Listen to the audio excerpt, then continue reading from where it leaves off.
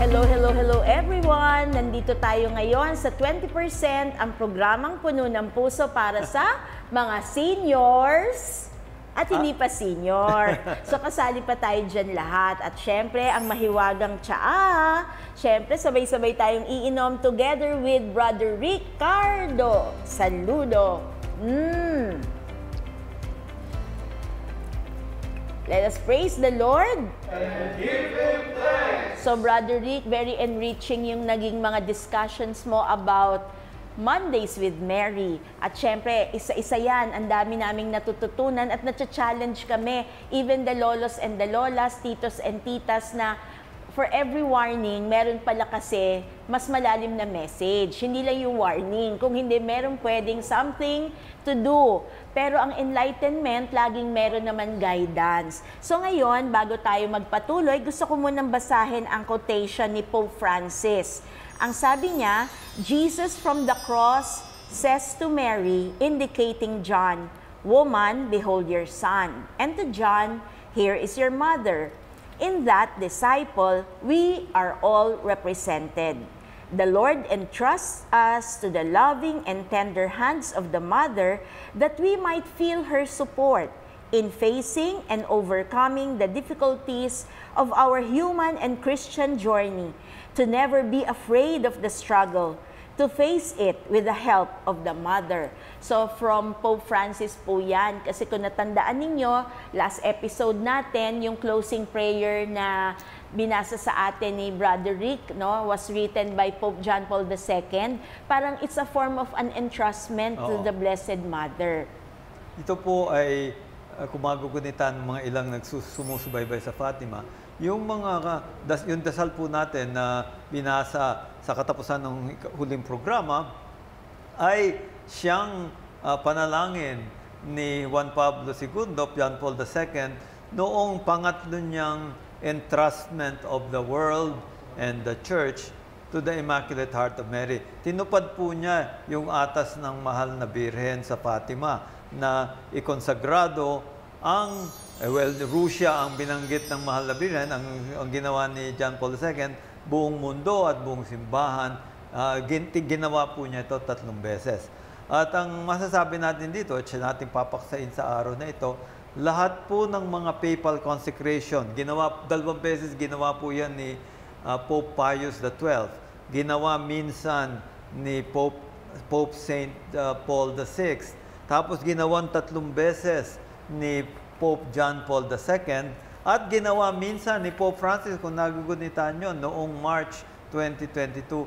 Sinupad po nila sa abot ng kanilang makakaya ang atas ng mahal na Birhen na nanggaling po naman sa Diyos upang ikonsagrado ang sabi ng mahal Birhen, Russia, pero sa iba't ibang paraan ay pinupad po nila ang pagkonsagrado sa kanyang kalinis-linisang puso, the Immaculate Heart of Mary. At nagkabunga po ito sa kasaysayan ng mundo. Yan po sana ang maibahagi ko sa inyo ngayon. So, paano po makaka-take part? And syempre, pinangungunahan ng mga Santo Papa yan eh. Pero tayo, on a regular basis, paano tayo makakatulong dyan? Ang atas po ng mahal na Birhen noong July 13, 1917 at sa mga sumunod na pagpapakita kay Lucia lalo na, no? Kasi yung 2 bata namatay na. 2 bagay ang hiniling niya. Yung una, nabanggit ko na, ang pagkonsagrado ng Russia sa kalinis ng puso ni Maria. Okay? At ito, hindi lang ang Papa ang gagawa. Gusto niya iutos ito sa lahat ng mga obispo. Kung sumunod ba sila o hindi, hindi natin masasabi. Pero ang gusto niya sa Papa, iutos sa lahat. No? So, yun ang atas niya. Pero ang sabi niya, ang pangalawang dapat gawin ay ipalaganap ang debosyon sa unang 5 Sabado, 5 first Saturdays. At ito ay debosyon na hindi lang magdadala ng kapayapaan sa mundo, ito po ay sasagip sa ating mga kaluluwa. No? Sapagkat ang makatutupad po nitong debosyon na 5 first Saturdays, nangako po ang mahal na Birhen mismo na sa huling sandali ng buhay, sa oras ng kamatayan, mabibigyan ng grasya ang nakabuo nitong 5 first Saturdays upang ang kaluluwa nila ay masagip. Ulitin ko po yan, ha? Alam nyo, maraming mga debosyon, maraming mga dasal. Okay lang yun. Dapat gawin natin lahat yan. Pero itong dasal na ito, 5 first Saturdays, mismong ang ina ng Diyos, ang mahal na Birhen, sinabi niya, pag ginawa nyo to, sa katapusan ng buhay nyo, magkakaroon kayo ng grasya upang masalba kayo. Aba, parang may sure way to heaven na tayo. Kumbaga, sa ating panahon, parang insurance policy. Ngayon, hindi ko naman sinasabi na pag ginawa mo ito, pwede ka namang walang hiya. Hindi natin sinasabi yun. No? Ang sinasabi natin dito, yun ang pangako na sa katapusan ng buhay mo. Ngayon, nasa sa iyo pa rin yun. Kung ayaw mo masagip, hindi ka pipilitin ng Diyos. Pero, kung gusto mo masagip, katapusan ng buhay, bibigyan kayo ng grasya. Yan po ang pangako. At iba pa meron ding iba pang mga dasal na ganyan ang pangako. At medyo isa-isahin din natin. So, Brother Rick, para clear talaga tayo, first 5 Saturdays.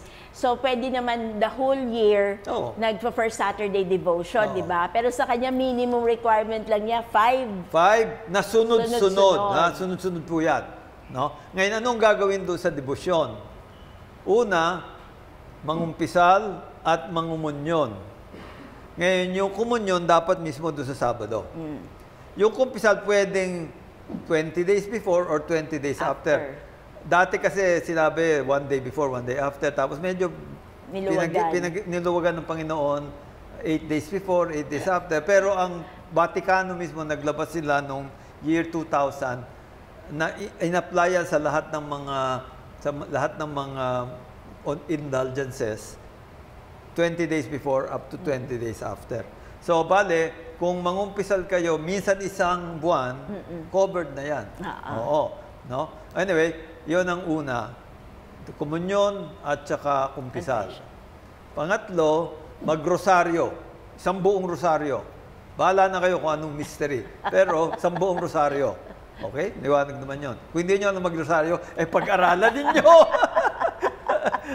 Tuturo sa inyo ni Sister, ni Dr. Gates. No?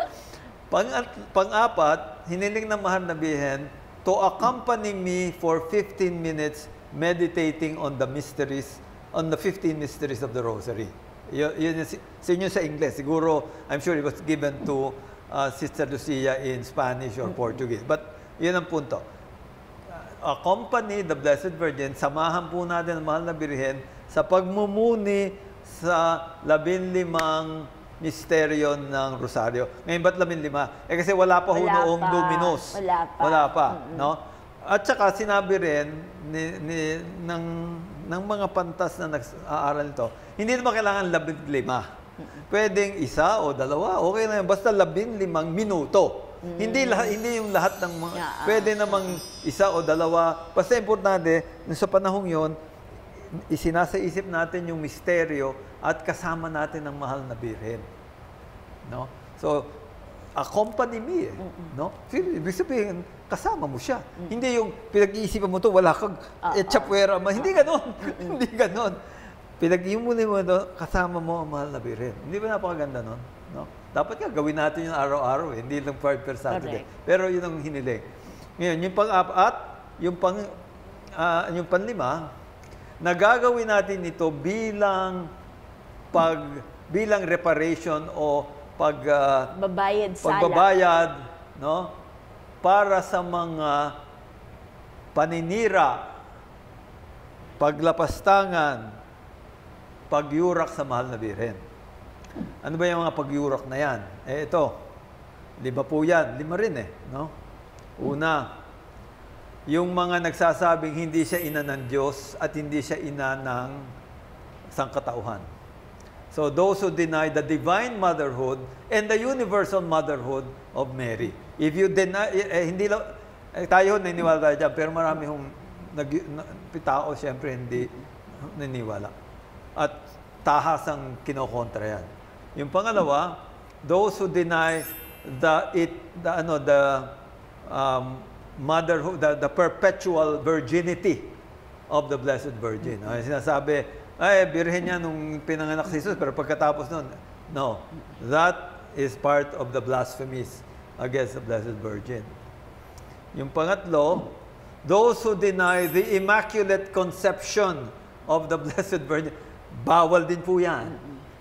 No? Pagyurok din po yan. Kasi sinasabi mo, yung Diyos, yung kanyang ina ay nabahira ng kasalanan, bawal po yan. No? Yung pangapat, yung mga naninira at nililibak siya sa kanyang mga imahen. Eh unfortunately, ang ating pong mga ibang kasamahang Kristiyano, yun ang ginagawa. And unfortunately, meron tayong mga Pilipino, may mga naniniwala rito, na talagang tahasang nililibak ang mahal. Isa sa mga na-convert, na naging sa mga pastor ngayon na Katoliko, pero dati siya po ay si Noe Dora. Aba, yung pamilya po niya, winawasak yung mahal na Birhen at biglang siya po, nung martilyuhin sana yung isang araw, mamartilyuhin niya yung imahen, narinig niya, bakit galit na galit ka sa nanay ko? Oh. Biglang, yun. And that started his conversion. Na pastor talaga siya. Pagka narinig mo yun, teka. Ibang usapan na to. So anyway, buti na maawa ng Diyos na nag-convert. No? So yun yung pang-apat. No? Ano yung panlima? Kasi sabihin natin, sige, hindi natin sinusunod, hindi natin ginagawa yung apat. Pero yung panlima, I'm almost sure lahat tayo guilty. Ano yung panlima? Ito raw yung mga tao na tinuturuan yung mga bata na huwag magbigay galang sa mahal na Birhen. Ngayon, sasabihin natin, hindi ko naman sinasabing huwag magbigay galang. Alam nyo, kung hindi tayo nagbibigay galang, hindi tayo nag-oorasyon, hindi tayo nagro-rosaryo, ano sa tingin nyo ang itinuturo natin sa mga bata? Hindi nila gagawin yun. So, not honoring the Blessed Virgin, we teach that to children by example. Kasi pag hindi po natin ginagawa yun, ano sa tingin nyo matututunan ng mga bata? Hindi rin yung gagawa. So, omission. Omission yan. So, it's not just actively telling them, oy, wag kang... It's not that. If we are not showing honor, and by the way, that's the fourth commandment, honor thy father. Yes. Diba? If we are not showing honor and devotion, we are teaching children to also not do it. So, yung panlimang yun, lahat tayo, I'm sorry, lahat tayo sabit dyan. So, Brother Rick, parang this is an issue of what is basic again. Ano yung basic sa atin? We do not worship, we do not adore the Blessed Mother. We venerate. So, yun lang, dun lang, thin line lang no? Napakasimple to differentiate. Kaya hindi mo kailangan mag-apologetics. No? Pero yung simple notion lang na we are venerating her, we are honoring her, binibigyan galang, pero hindi sinasamba. Hindi sinasamba. So, yun po yung 5 offenses. At sabi ko nga, baka yung panlima, lahat tayo guilty dyan. No? Yung apat, hindi siguro. No? Although I will have to say, if we hear other people debate, yung bang disputing this, and we say nothing, di ba? Problema rin yan. No? So, hindi lang yan na, okay, naniniwala ka, totoo. Pero biglang medyo nagkakaroon ng biruan na si Maria, hindi yan birin, etc. Nagbibiroan ganun. Hindi ka umimik. So, kasama tayo sa crime. Di ba? Medyo... mali rin yun, no? Yes. Sabit din tayo doon. So, anong kailangan? Yan po yung mga offenses. At ang pagtitika dyan, ang reparation, pagbabayad, ay yung 5 first Saturday na nabanggit ko kanina. At siguro, sana sa programa natin, mailagay yan sa isang parang graphic para ma-flash. No? Kasi alam ko, baka mahirapan kayong magunita. Maalala lahat. So, ipa-flash po ninyo yan para lang maliwanag, no? Ulitin ko, komunyon, siyempre magbimisa ka para mamunyon, no? Kumpisal, at least 20 days before, 20 days after, pero wag niyong gawing 20 days. Baka naman pwedeng 2-3 days, no? Tapos, rosaryo, 10 rosaryo, meditation, pagmumuni, kasama ng mahal na Birhen sa mga misteryo ng Rosaryo, no? At panghuli, yung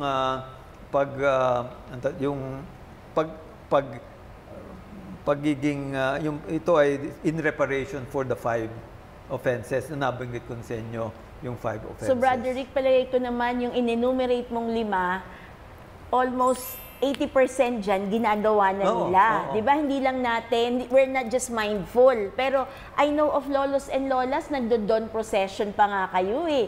Sumasama pa talaga kayo sa mga ganun sa parokya. So ngayon, didiretsuhin mo lang. Ibig sabihin, tuloy mo na yung nasisimulan ninyo na habit, gagawin lang nating 5 sunod-sunod na first Saturday. So, huwag kang magpapalya, huwag kang magmimintis. At kung dati, nagsisimba ka lang, tiyakin mo na ngayon talaga, once a month nakakapangumpisal. Tama ba, Brother Rick, no? So, kahit wala na yung days before and after, basta lagay mo na sa consciousness mo, once a month, mangungumpisal na ako. Tapos talagang sigurado ako, lolos and lolas, ang daming yung time, magro-rosaryo na talaga kayo.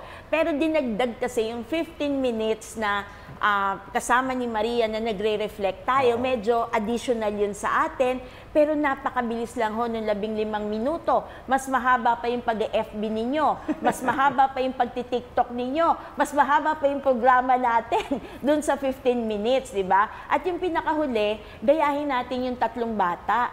Kasi sila, conscious sila na ginawa nila lahat yung sakripisyo para din sa kaligtasan ng kapwa nila at hindi lang ng sarili nilang kaluluwa. At sabi mo nga, Brother Rick, no, ang benefit nito, may benefit eh. No, ang benefit nito yung sigurado na yung kalangitan, sigurado na yung salvation natin, pagpikit ng mata natin. Sa katapusan ng buhay, grasya upang masagip ang ating kaluluwa. So, pwede ba sabihin na itong 5 Saturday devotion talagang panlolos and lolas to, Brother Rick? Well, para sa lahat ng tao, I mean, kung isipin nga natin, no? Kung magagawa ito ng lahat ng tao, di lahat meron ng ganyang grasya sa katapusan ng buhay. No? Yan naman talaga ang habol natin sa mundong ito. No, ang problema, masyado ay nalululong sa mga ambisyon natin at mga hangarin at mga ginhawa natin sa mundo. Pero itong mundong ito, lilipas ito eh. Ang importante yung kasunod. At ito na nga, itong binigay sa atin ng mahal na Birheng debosyon para masigurado na pupunta tayo doon sa langit. So, Brother Rick, umiikot no? Parang yung cycle, nagsimula dun sa pagpapakita kung ano ang impyerno, pero ang dulo nito, langit. Kaya wag matakot na pag-usapan yung impyerno. Yung punto nga dyan, ang mga mensahe ng mahal na Birhen, halos, pretty much lahat, no? Meron siyang babala. Pero babala yan dahil gusto niya magbago tayo. At pag nagbago tayo, yung babala, baka hindi na matutuloy. Sa Biblia, merong yung salaysay tungkol kay Jonah, yung kinain ng balyena, tapos nakalabas din, no? Nagpahayag siya sa Ninive, yung syudad ng Ninive sa imperyo ng Assyria. Sabi, ay sa loob ng 3 araw, pagrurusahan ng Ninive. Nagtika sila, nagbalong loob. Yung hari sinabi, lahat kayo ay sasakripisyo, magsusot ng makating damit, no, ganyan. Hindi natuloy. Hindi pinarusahan ng Panginoon. Na-stop yung pending doom. Ganun din tayo. Ang mahal na Birhen, itong isang buong ganito na puno ng mga babala, yan po ay babala upang tayo ay magbago. Para pag nagbago tayo, hari nawa, siyempre, Diyos lang makapagsasabi, hari nawa, yung mga babala, hindi magkatotoo at tayo ay maluwalhating makaraos. Ano po? So, ganyan din po sa ating buhay bilang mga senior. Ano po? Ngayon, babanggitin ko rin, nabanggit ko kanina, merong iba pang mga dalangin na para sa kaligtasan ng kaluluwa. Alam nyo, ngayon po ay katapusan na ng Mayo. Sa Hunyo, siyempre, meron diyang first Saturday. Pero meron ding first Friday. No? Itong first Friday, ito ang debosyon sa sagradong puso ni Jesus. Sacred Heart of Jesus. At sinabi niya kay Saint Margaret Mary Alacoque, ito po yung visionary ng Sacred Heart noong pang 17th century. No? sa Pransya, sabi sa kanya, sino mang mangungumunyon sa sa unang Biyernes ng 9 na buwang sunod-sunod, mangungumunyon ay at bilang pagdebosyon sa aking sagradong puso, magkakaroon din ng grasya sa katapusan ng buhay. So parang ganun din sa 5 per Saturday. Pero ito 9 consecutive Fridays na ang hinihiling lang komunyon. No? Of course, kailangan pag magkomunyon, kailangan malinis ang kalooban mo. No? Pero yun hinihiling lang. Kaya lang 9 consecutive First Fridays. Ganun din. At ito, sino nagbigay ng pangakong yan? Eh di ang Panginoong Jesus. No? Kaya medyo matindi po ito. No? Yung 5 per Saturday, ang nagbigay ng pangako, ang mahal na Birhen sa atas ng Panginoon. Ito, ang Panginoon mismo, direkto kay Saint Margaret Mary Alacoque. No? Ngayon, yung huli kong siguro babanggitin, na isa pa ring debosyon na nagbibigay ng proteksyon sa kaluluwa, ay ito po. Alam niyo po ito. Yan po scapular. Ano po? Yung kulay brown. Ang kanila pong mga abito, yung mga pare, ay yung brown. Ngayon, na sinabi ng mahal na Birhen, whoever shall be in this cloth at the point of death shall be spared from eternal fire. Yan sabi. Mahal na Birhen po nagsabi niya. So, this is usually imposed by a priest. At pag bigyan kayo, suot nyo lang lagi. No? So, yun po ang isa pang debosyon na siguro, pag-aralan nyo, kumuha kayo nung ganitong kaprasong tela, suot ninyo, at ito'y ini-impose ng pare. At pag na-impose sa inyo, kahit palitan nyo yung tela ng bago, hindi nyo na kailangang i-impose ulit. Yung blessing dun sa unang imposition pupunta dun sa... Carried na yun. Carried on. At sabi ko nga, mahal na Birhen, sinabi niya, whoever shall die in this cloth shall be spared from eternal fire. No? So, yan po ay, sa mga senior, hindi na, maniguro na po tayo. Maniguro na po tayo. Medyo hindi na ito panahon para kung marami ka pang buhay, ayan, siguro gusto mo magsapalaran. Ngayon po kailangan maniguro na tayo. Tama po. 9 First Fridays. Simple, 5 First Saturdays. O, agsuot ka na ito para... So talagang guaranteed na yung heaven sa ating lahat, lolos and lolas. Ano? Kasi ang Diyos gusto makasama tayo. Kaya gumagawa siya lahat ng paraan para tayo'y mapunta sa Kanya. At palagay ko, Brother Rick, ngayon na pinapaalalahanan natin ng lolos and lolas natin, hindi lang yung sasarilinin, ha? Kasi tayo ngayon na lang tayo naging aware sa mga bagay na ito.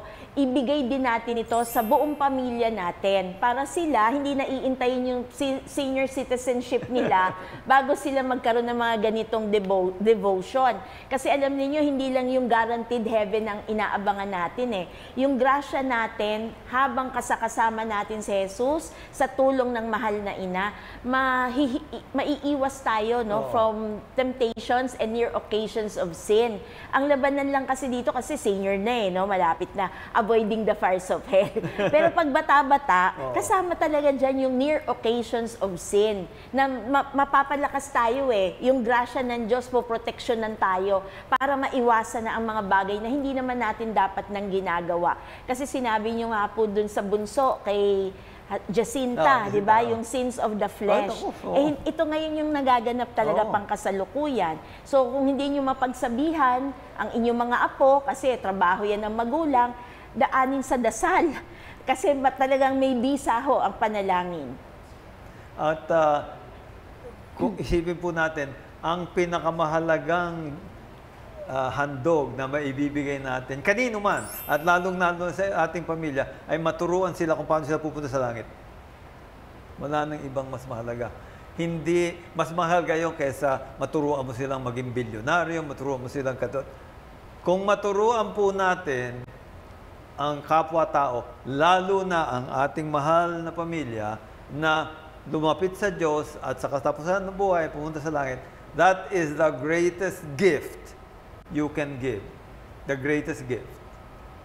No? So, ang dami natin natutunan. Pero alam ninyo, ngayon, tradisyon kasi, di ba? Sa mga parokya, yung mga apo ninyo siguro, nag-aalay ng mga bulaklak.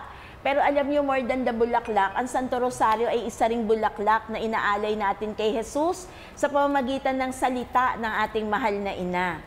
Ito ay, kasi kaya rosary rosary. Bawat isang yun are roses offered to Mary, which of course is offered to our Lord. No? Ang rosas kasi, simbolo yan ng pagmamahal at kabanalan ng Diyos. That traditionally, the rose is a symbol of God's holiness and love. And in fact, dun sa litania ng Mahal na Bihira, meron dun isang pangalan niya, titulo niya, Mystical Rose, Rosa Mystica. Sa mga Santa Cruzan, meron diyang isa sa mga naglalakad dyan, Rosa Mystica. No? May iba dyan, mga reyna, kaliwa, pero siya Rosa Mystica. At kung isipin natin, yan ay napakahalagang sagisag ng kabanalan at pagmamahal ng Diyos, no, na nando sa rosaryo, at masasabing mismong ang rosaryo mismo ay is a bouquet of mystical roses na iniaalay natin sa Panginoon. So yan, at itong sinabi ng Mahal na Birhen tungkol sa rosaryo, no? Sinabi po niya, sa bawat araw na nagpakita siya sa Fatima, bawat araw, so 6 months yun, every 13th hanggang yung August, naging 19, pero lahat ng pagpapakita ng Mahal na Birhen, ano sinabi niya doon sa mga bata? Pray the rosary every day. Okay. Yun po sinabi ng Mahal na Birhen. Ipagdasalin ang rosaryo araw-araw. Sinabi niya yan May 13, June 13, July 13, August 19, September 13, October 13. Ganun kahalaga yun. No? Nulit-ulit niya, dasal kayo araw-araw. No? So, again, yan panawagan sa atin, Mahal na Birhen, isang paraan din para mapalapit tayo sa Panginoon, malabanan ng mga tukso.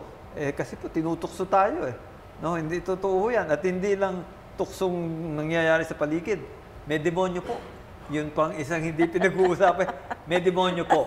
Meron pong taning. No? Pero very clearly, Brother Rick, sa Santo Rosario, takutan demonyo. Yan. Yan ang paraan para labanan niya. So may sandata na tayo. So one last question, Brother Rick, kasi Mondays with Mary natin, talagang sigurado ko aabangan nila yung Santa Cruzan. So yung beautiful role ni Santa Helena. So hindi lang yung kagandahan ng mga bata ngayon na nagpo-prosesyon, di ba? Yung Reyna Elena. Totoong tao siya at anong kinalaman niya sa conversion ng kanyang anak? Napakaganda yung kwento sa paligid ni Saint Helen o Santa Elena. Siya po ay ina ng isang emperador ng Roma, si Constantine. No? Ngayon, ang halaga ni Constantine, siya po ang nagdeklara na ang relihiyon ng Imperyo Romano ay Kristyanismo. Yun po ang ginawa niya. Dati, bago siya, pinapatay po mga Kristiyano. So dahil kay Constantine, natigil yon at hindi lang yon, hindi lang natigil. Ginawang official religion of the Roman Empire ang Christianity. So talagang lumaganap. No? So yun ang halaga ni Constantine. At ang ina niya si Saint Helen. Si Santa Helena naman, anong ginawa niya? Hinanap niya sa Jerusalem, doon sa lugar kung saan nabuhay at namatay ang Panginoon, hinanap niya ang krus kung saan siya pinako. So hinanap yan, nakita yan, no? At dinala sa Europa, no? Una sa Constantinople, tapos sa Europa, no? At kaya naman meron tayong mga yung krus mismo ng Jesus. At sa katunayan, may mga piraso na yan na ipinangalat na sa buong mundo. Meron tayo, ay sa play ko, nikakamali, mga 3 yung piraso natin dito sa Pilipinas. Yung isa, yung nasa Monasterio de Tarlac. Oo, nandun. At pinagdiriwang yon tuwing September, may isang petsa ron, na siyang kapistahan ng banal na krus ni Jesus. No? So yan po ang papel ni Santa Elena, kaya nandun siya sa Santa Cruzan. At kaya naman ang pangalan ng Santa Cruzan ay Santa Cruzan. Kasi ibig sabihin, Holy Cross. Santa Cruz nga eh. No? So, kaya niya Santa Cruz ay kasi pinagdiriwang niyan ang Holy Cross, Santa Cruz. At isa sa mga tauhan dyan, si Santa Elena, ang ina ni Constantine. At nakikita niyo sa mga prosesyon, may kasamang bata. Yun si Constantine. No? At pinagdiriwang siya dahil siya ang naghanap ng tunay na krus kung saan ipinako ang ating Panginoon. So napakaganda po ng naging discussion natin. So ito ay mga tradisyon na nakikita natin at nagpapatuloy pa hanggang sa ngayon. Pero makikita ho natin ang value nito, mga totoong tao ito. Kaya hindi ho escort, no, yung Constantino na nandun. Talagang totoong tao, no, na nagpalaganap ng Kristyanismo. At ang kanyang nanay, kaya pala talagang Santa Cruzan, we are giving honor to the cross. So talagang may pahalik pa yan kung tutuusin at hindi lang yung kagandahan ng mga beauty queens na nagpaparada. So maraming salamat sa inyong lahat na sumubaybay nitong ating Mondays with Mary. So lahat ng Monday natin ngayong Mayo naway nakapagpalapit sa atin kay Jesus sa pamamagitan ng puso ng ating mahal na ina sa pagiging mabuting Kristiyano, pagiging mabuting lolos and lolas, titos and titas. At syempre ngayon pa lang ay akin nang ibibigay ang aking taus-pusong pasasalamat kay Brother Ricardo Saludo. Hindi lang para dito sa ating programang 20%, kung hindi sa kanyang personal advocacy and devotion. Advocacy kasi pinagdudugtong niya yung pangkasalukuyang kaganapan sa Pilipinas, sabi niya nga, sa punto de vista ng Ebanghelyo. At gayon din naman, hindi siya tumitigil sa kanyang pagsusulat para ma-educate talaga, hindi lang ang kanyang readers, kung hindi, hindi lang information gusto talagang magkaroon ng paghubog. So maraming salamat at kami pinauunlakan mo lagi, Brother Rick Saludo, lalo na dito sa TV Maria, na laging ikaw ay aming na-feature. Maraming salamat. Maraming salamat sa pagganyayan ninyo at tayo siyempre sumasangguni at nagpapasalamat sa Panginoong Diyos. We thank Jesus, Mary, and Joseph na binibigyan tayo ng pagkakataong maibahagi ang kanilang katotohanan, ang kanilang pagmamahal at upang tayo ay lalong mapalapit sa Kanya. Yun po ang gusto ng Diyos, na tayo makasama niya habang buhay at kaya naman tinuturuan niya tayo kung paano lumayo sa kasalanan, maging banal at mapalapit sa Kanya. At isang dadagdag ko doon sa Santa Cruzan, alam nyo, may mga iba pang karakter doon sa Santa Cruzan na patungkol naman sa ating pagiging Kristiyano sa Pilipinas. No? There are characters there, katulad ni Reyna Juana. Yun ay sagisag nung unang mga Pilipino sa may Cebu na naging Kristiyano. So, yun din ang isa pang magandang aralin doon sa Santa Cruzan. It also has characters of our Christianization. No? So, na mahalaga yan din siyempre sa ating panahon. Thank you po. Thank you. So, please lead us in our closing prayer. Nga naman, ang Anak ng Espiritu Santo. Amen. O most holy Virgin Mary, you came to Fatima to reveal the graces that come from praying the Holy Rosary to 3 little shepherd children. Inspire us with a sincere love of this devotion, so that like the shepherd children, it is not a burdensome task, but a life-giving prayer. May our prayers and meditations on the mysteries of our redemption bring us closer to your Son, our Lord Jesus Christ. Our Lady of Fatima, pray for us. In the name of the Father, and of the Son, and the Holy Spirit. Amen. Maraming salamat. Let us praise the Lord. And give Him thanks. So magkita-kita tayo muli sa susunod na Lunes, Mondays with Mary, dito sa ating 20%, ang programang Puno ng Puso para sa mga seniors at kahit hindi pa seniors. Bye-bye!